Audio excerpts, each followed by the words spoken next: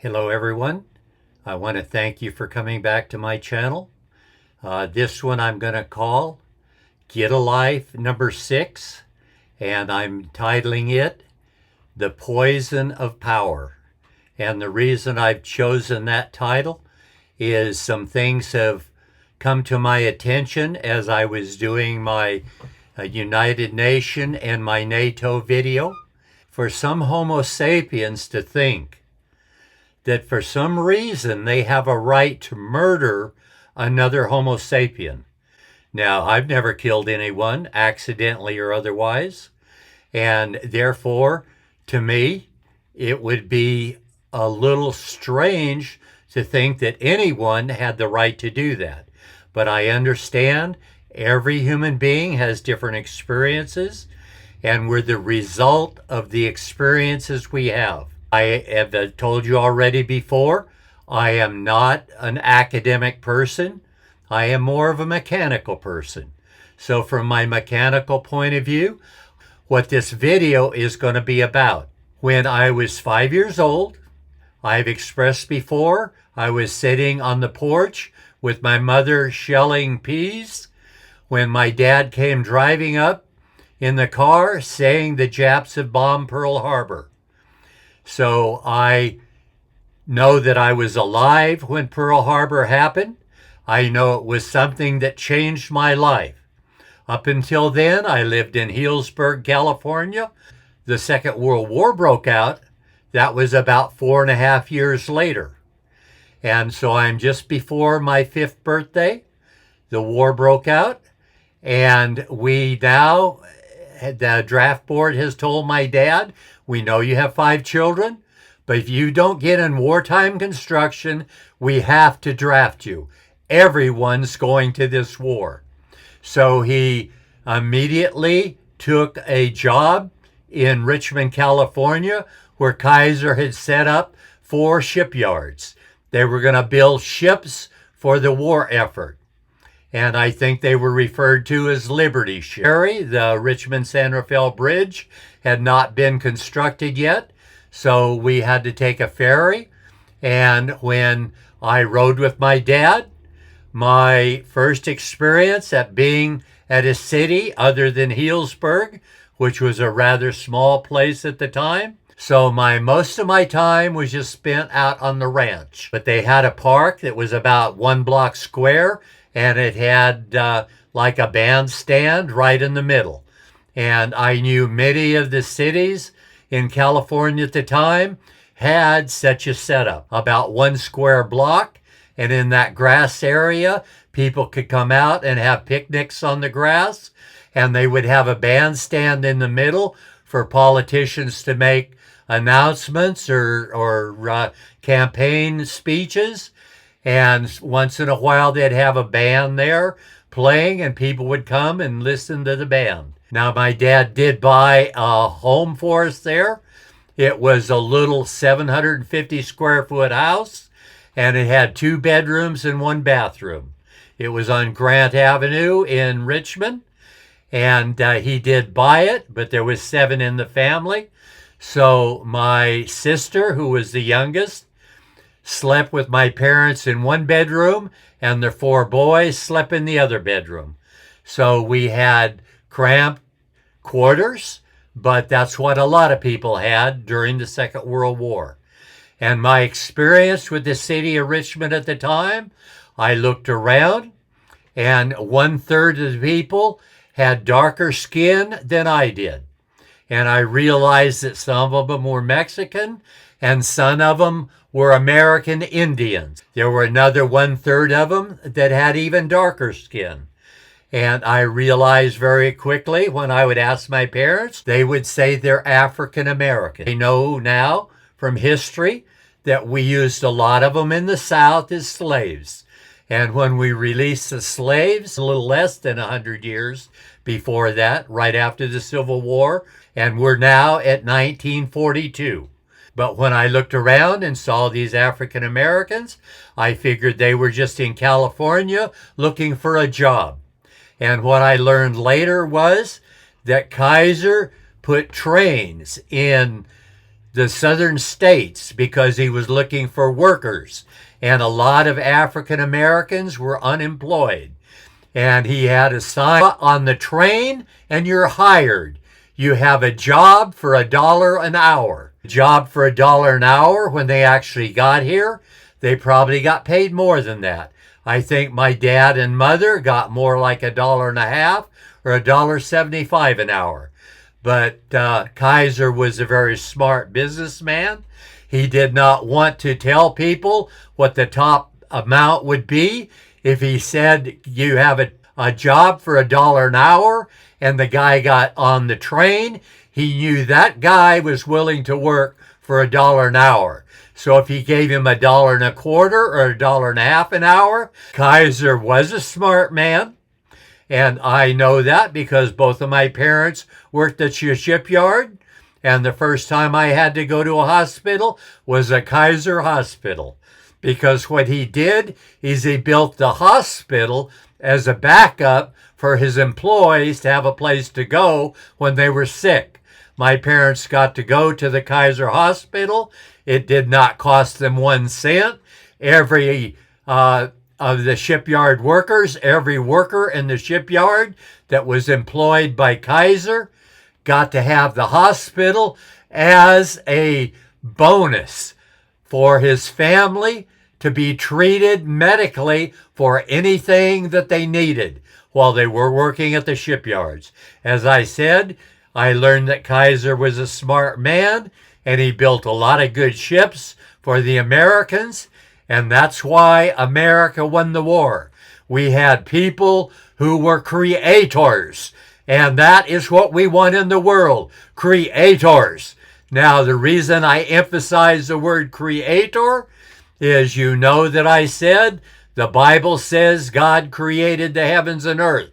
And that if we look in the dictionary and in the thesaurus, the opposite of a creator is a destroyer. And who one of them I'm talking about, as I was doing the NATO video, I saw because of Putin, he is now a politician in the Russian government. He did get elected as the leader of Russia. When I first went to, when the Soviet Union was first breaking up, my wife got the idea because our son was diagnosed as being bipolar. And so his girlfriend left him. No one wanted anything to do with a crazy person. So my wife said, let's go to Russia. We'll go over there, find him a nice 50s Ohio girl, because they're 20 years behind America, and we'll get a nice Russian girl to be his wife, and he'll have a good life. So I went with him to Russia, and this is right as the Soviet Union was breaking up, and it was in the early 1990s. And so that was my first trip to Russia. Now, I went back for the next 20 years, maybe between 7 and 10 times. So I went every 2 to 3 years for the next 20 years. But that first time I was there, we had an interpreter for half of the day. We had a driver for a couple hours, 2 or 3 days a week. And the rest of the time, we were on our own. My youngest son, Stephen, and I would go around Moscow together. Now, what I was talking about is when we first went to Russia, we were exploring around Moscow. And I learned a little bit about Moscow, but sometimes my son wouldn't want to do exactly the same things I did. So about 10% of the time that I was there that first week in my room at the what that was called the Red Army Hotel in Moscow. Now, it was pretty close to downtown, and right next to it was Red Square, and that was outside of the wall. But that's also where Lenin's tomb was, and so you could go there, and right across from Red Square was a lot of commercial areas where most of the people in Russia were shopping back then. I learned early on that Russia had a pretty good subway system.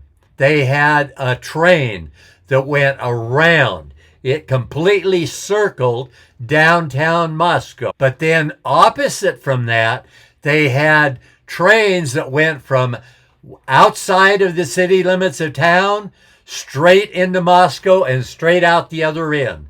Now, all of them didn't go exactly straight, but they went straight enough for me that I would call them all straight.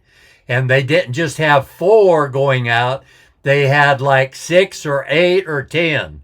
It would be like you're looking at a sliced piece of pie. And if you're out on the circular subway, you could get on any one of the other trains. You knew your way around the circle, you could get to every subway going every place in Moscow. All the subways making this round, and they had subways going both directions, so they had 2 tracks. One track going one way, one track going the other way. When you would be in the circle station, I never waited 5 minutes for a train. The train sometimes would maybe 4.5 minutes, and here it got pulling in. But sometimes you wait there 30 seconds, and the train comes pulling in. So they had enough trains on there that if you took all the different stops they had all the way around, there were enough trains that no Russian ever waited 5 minutes between getting it off of the train and having another one to take him further down the track. The trains would start to pull in before the other train had left the station. And when they did, they would just stop. Now you have to remember, when electric train stops and there's no gas engine running, everything is quiet. And the hair on the back of my neck started coming up. I immediately turned around as quick as I could to see if someone that was larger than me was about to mug me. I couldn't see anyone to be a threat to me. And I thought, I'm sitting there figuring it out, and it dawned on me. And I have to say, that was the first time I was in Russia, and what it did is it made me feel more sorry for every single living Russian than any other human being I'd ever met in the world.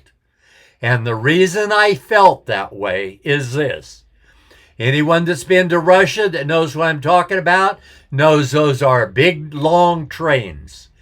I think they're probably maybe as much as 75 to 100 feet from one end to the other.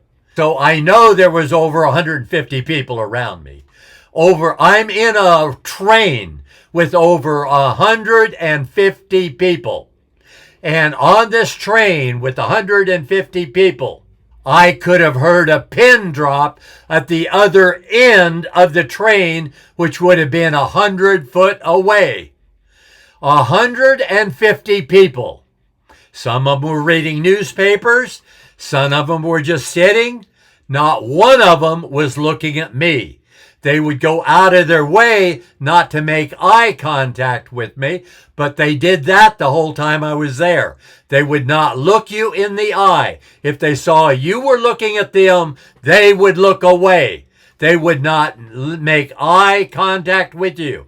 They did not want you to think they were a threat in any way, shape, or form. I was sitting there with 150 people. There was not one conversation going on. There was not one person making enough noise to rustle his newspaper. They were very quiet in closing the page, so it did not make any noise. 150 people on a train were not making one sound. You could have heard a pin drop at the other end of the train. Do you know what kind of torture and terror that a group of people would have to go through to make that happen to them? I don't know. I haven't been close to it. The killing of countries, of its citizens or inhabitants, and the conservative number is 148 million. I've said 100 million is because of the Soviet Union. Khomeini or what, shaking hands with Putin. And there was some things on there in the picture. So naturally, I downloaded the picture on my computer so I could use it on the video.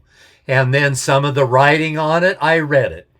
And what it said was, it said, "Death to America is not just a slogan.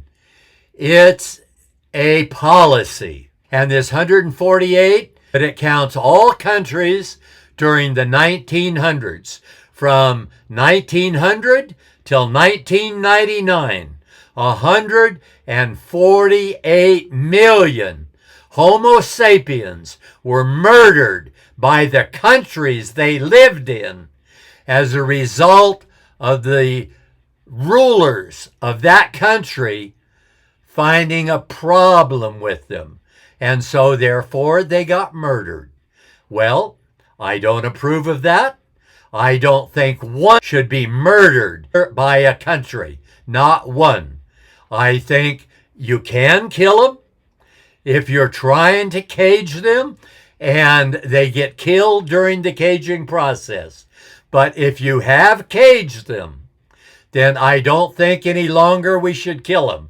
We get artificial intelligence replacing, is my videos now have done 2 of them, one to the United Nations and one to NATO, challenging both United Nations and NATO to start in adopting and employing artificial intelligence into their programming so they know the people who are creators opposed to who are destroyers. Now, a destroyer, no one that has murdered a human being in his life.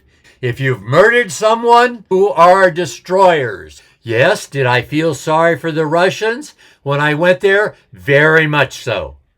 But what I know is the Russians suffered the murder and mayhem of the time the Soviet Union started all the way till the day that Stalin died. I feel sorry for every Russian that lived and died during that period. And I'm sorry for the ones that lived in Germany and Japan that had to go along with the country in the wars. I feel sorry for them too. We killed a lot of soldiers that probably never wanted the war either. And that's terrible. So what I'm trying to do is create a situation where I find a way to end all wars. And how am I going to do that? I'm going to do it with this video. I'm going to present artificial intelligence. And as I was doing a little bit of research, because I belong to the American Legion, and I know that we killed one of the people that helped Osama bin Laden plan and execute 9/11. Now, that was a terrorist activity. America went into overdrive on that. And a lot of us were very concerned about how many people are we going to have to take on. Now, we did find Osama bin Laden. We sent the Navy SEALs out there. We did lose some men because I think we lost a helicopter. We had 3 or 4 helicopters doing the maneuver. Osama bin Laden were told to surrender, and he started shooting at us. We shot back and we killed him. And when we made the announcement to the world, I heard one of the gentlemen that was in part of that thing, say the part of the operation, saying when the president was talking about it, I was standing on the ship looking at Osama bin Laden and knowing that we're going to push him off in the ocean so that the other Muslims can't use him as a some kind of a hero that had a good death that others could go out and try to emulate. I'm against people that murder Homo sapiens. I think that America is getting to the point now where we overlook each person that American kills, whether with a drone or anything else, to make sure we haven't gone out of our way to murder someone, because that should not be allowed. Are people going to be accidentally killed? In wartime, they always are. But just look at what has happened. What has happened in the 1900s is twice as many people have died from countries killing them than all other people that have died in any other way. Now, I am going to allow for you to be able to walk away from it. And what you have to do to walk away from it is, I'm encouraging every country in the world that can build a drone to make a drone that will kill 2 people. Putin and you need to be wiped off the face of the earth. Putin has killed more than 3 people, been responsible. More than 3 people have been in custody in Russia and have died before their time. And you are the leader of the country.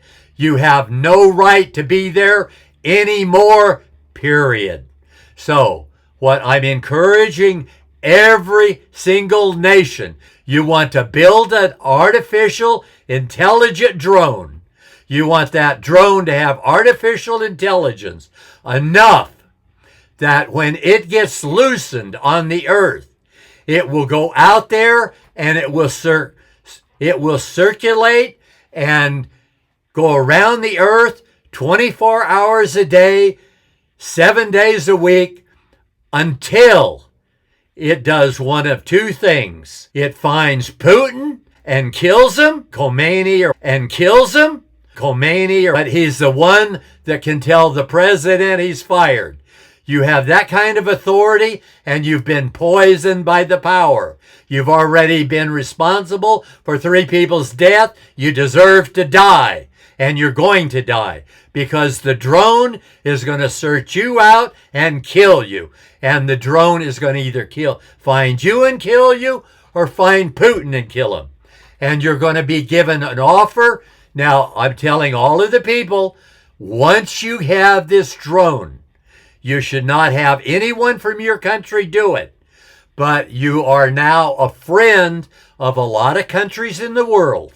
You're a friend of America, probably of Britain, of Germany. There's a lot of France. There's a lot of free countries. Italy, even if you're in Turkey, you get one of the Turkey people. They're along. Turkey knows it's better to work out all of our problems. We don't need to have wars. We don't want wars. We don't want anyone attacking us. We don't intend to attack anyone. Our country belongs to us. Your country belongs to you. What they're going to do is they're going to tell you, you are no longer the leader of this country. You have 30 days. Within 30 days, you have to be gone. If you're not out of there in 30 days, that drone is going to kill you. And in 30 days and 1 second, I expect the drone to have done it. You need to be not a ruler of that country, or you need to be dead. That is the end of Get a Life number 6. This is going to be session number 6. If you heard anything I said and liked, and you're willing to subscribe, I'd appreciate it if you subscribe to my channel. And tell your friends about it. If you'll come back and listen again, I would like it if you're anything I'm saying that you agree with, that you would tell other people. And for now, goodbye.